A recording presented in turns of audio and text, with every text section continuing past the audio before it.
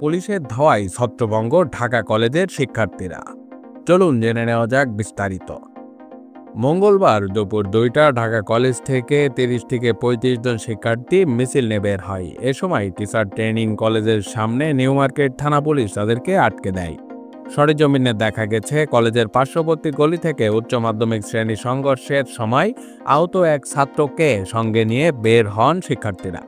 পরে তারা বিচার চাই স্লোগান নিয়ে সিটি কলেজের দিকে এগিয়ে যেতে চাইলে টিচার ট্রেনিং কলেজের সামনে দাঁড়িয়ে থাকা নিউ মার্কেট থানা পুলিশ বাধা দেয় তাদেরকে। এ সময় শিক্ষার্থীরা বাধা পেরিয়ে সামনের দিকে এগিয়ে যেতে চাইলে পুলিশ ধাওয়া দিয়ে ছত্রভঙ্গ করে দেয় তাদেরকে। পরে ঢাকা কলেজের ভিতর থেকে শিক্ষকরাও বেরিয়ে এসে শিক্ষার্থীদের ক্যাম্পাসে ফিরিয়ে নিয়ে যান।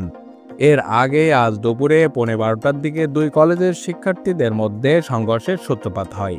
এ সময় উভয় প্রতিষ্ঠানের শিক্ষার্থীরা ইট পাটকেল নিক্ষেপ করতে দেখা যায়। এতে মিরপুর সড়কের যান চলাচল বন্ধ হয়ে যায়। পরে 12টার দিকে ডিএমপির অতিরিক্ত পুলিশ এসে পরিস্থিতি নিয়ন্ত্রণে আনে।